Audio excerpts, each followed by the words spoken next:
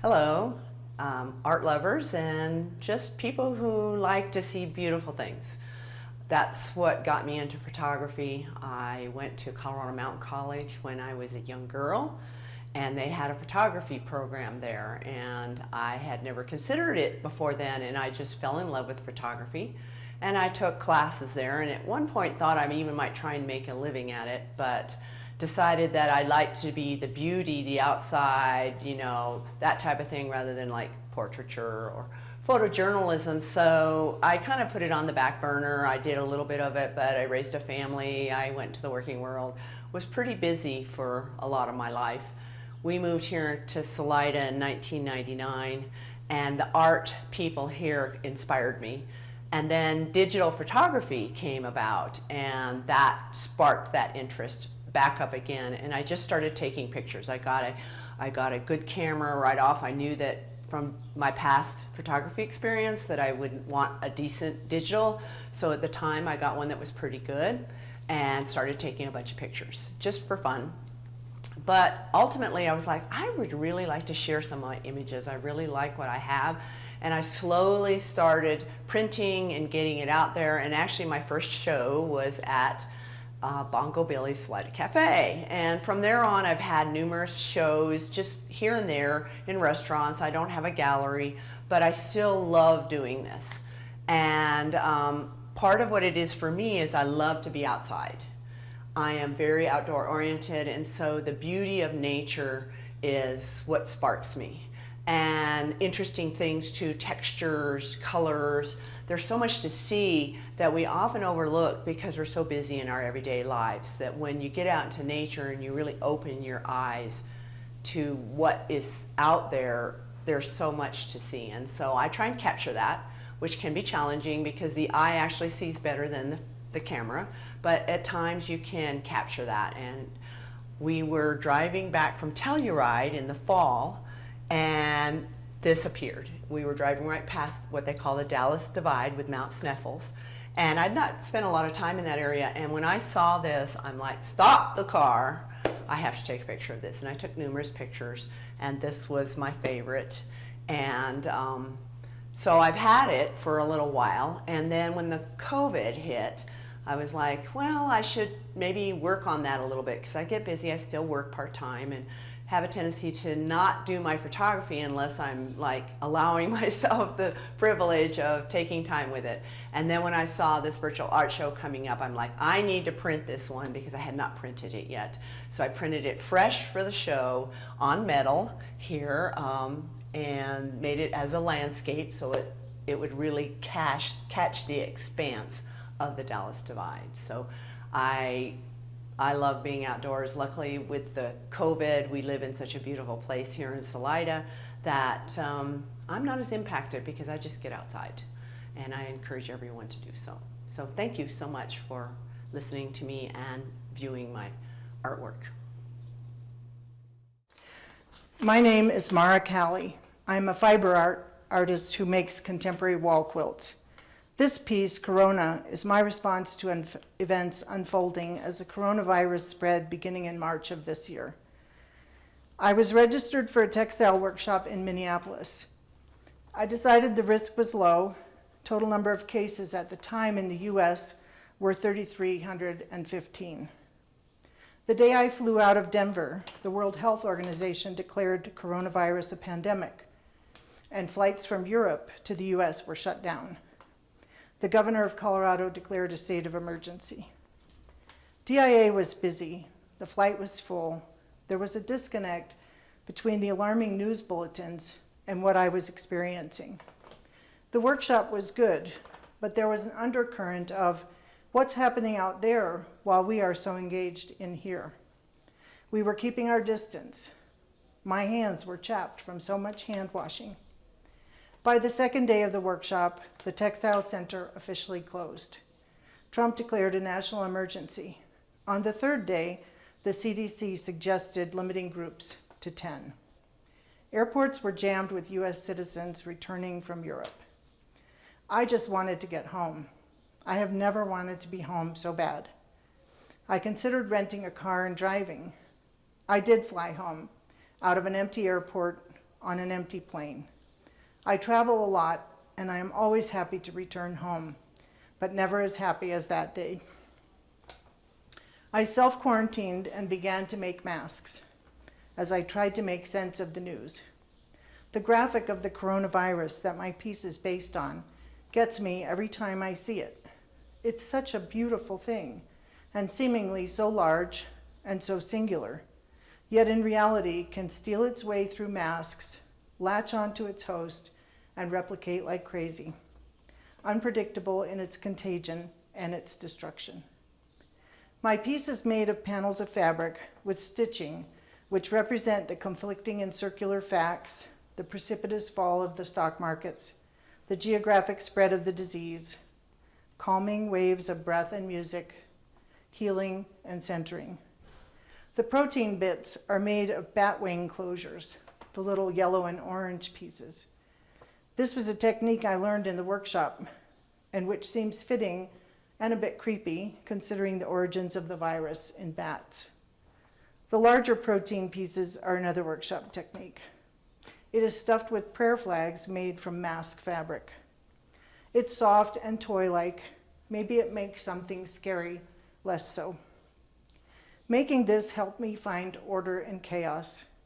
The process of cutting, piecing, stitching, and stuffing gave me the creative space to tune down the mental chatter and fear and find my balance again. We all have our own way through these challenging times. I remain cautious, I stitch, I bake bread, I practice breathing, I appreciate. Thank you.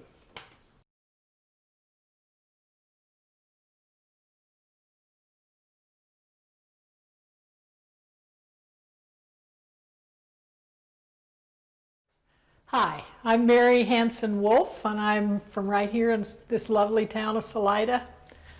I'm primarily a landscape painter. A lot of my studying in college, though, was printmaking, and occasionally I go to that media. I do pastels and oils as well as watercolor. I do a little bit of teaching and a lot of learning. This piece here is a relief print. I cut a linoleum block and then put the color in with watercolor, transparent watercolor. So each print is hand printed and then hand painted. I use an oil-based ink which helps repel the watercolor from the margins, so you get some nice clean color. The inspiration for this definitely came through the COVID experience. This was early on in middle of March, towards the end of March, that I did this block. And it represents many cultures, many races, all of us with a common issue right now. One world, one humanity.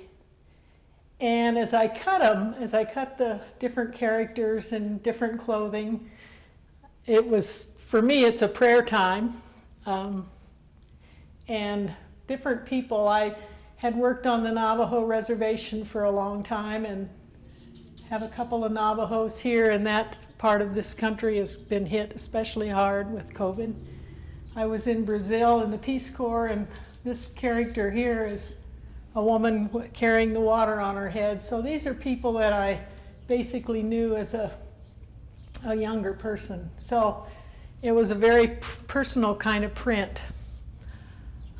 This is available. I'm making an edition of maybe 75. I've got 12 or 15 done now. There's quite a lot of work involved in doing a print. But it's definitely helped me deal with COVID. And my hope is that we can all look at this in all the things that we have in common, rather than looking at all the things that seem at this time to be separating us. We need to be looking at our one humanity and working with one another rather than separating ourselves. If you'd like to see my work, we can make arrangements. I can be seen online at Mary Hanson Wolf at FASO, F-A-S-O, That's Fine Art Studio online. And if you call, we can make an appointment and you could come to the studio. Thank you very much for this opportunity. Hello, my name is Nick Avignon, and I've created this little object out of various debris that I found here down along the railroad tracks. So actually what this is 2 old cans that I had found, and they look like old Campbell soup cans. And I found one, and lo and behold, another one showed up, and I said, well, that ought to be something. So I was with a friend at this point, and he was a sculptor looking for material for a sculpture, and I took these 2 cans and brought them home and put them on my workbench and looked at them and said, well, it ought to be something. So this is what developed out of that. And then when it was done, I thought, well, you know, let's give it a name. So I thought, well, I'll call it the antiviral talisman. It seems appropriate for the times. And anyway, that's what it's sort of become. And I've actually sent it to various friends, and they always reply, we feel a whole lot safer. And so I guess mission accomplished. And but I've done a number of these things. They're real pieces of ephemera. They're very fragile. They're not necessarily things that you can weld or rivet. They're quite rusty and fragile, but it's fun to try to put them together and make something out of them. And I've had the time this winter. I'm a retired woodworker, so I needed something creative to do, and this sort of filled the bill.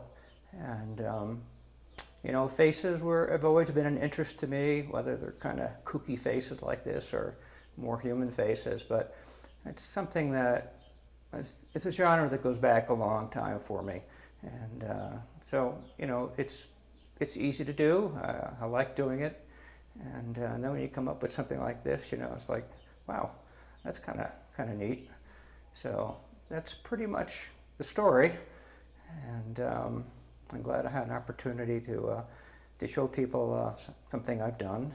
I think it's the first time I've done this, so you know, I look forward to doing more, and you know, we'll see what happens next year. I'm Pat Smith, and I have been painting for about the last 15 years. I started off with watercolor, and then about 1.5 years ago, I took some classes with acrylic because I wanted to go larger in format, and I wanted to be able to do more collage work. So I started with acrylic about 1.5 years ago, and this is one of my pieces that I painted during quarantine. And this picture is entitled Donde. And I wanted to do something that was fun and happy, and I actually reflected on it from 1 year ago. I was doing a road trip with my cousin, and we had gone through a small town in Arizona called Oatman, Arizona. And the town is overrun with wild donkeys, and it was so much fun, and that's what I reflected on and painted. Just had fun during the coronavirus, and painted this. This work, as well as other pieces of my work, can be seen at Colorado Summit Realty over on F Street. It's right next door to Amika's, and I have probably about 13 pieces over there, both watercolor and acrylic pieces, and there's some more donkeys. And I would just tell everybody to stay healthy, stay positive, and shop local. Thank you.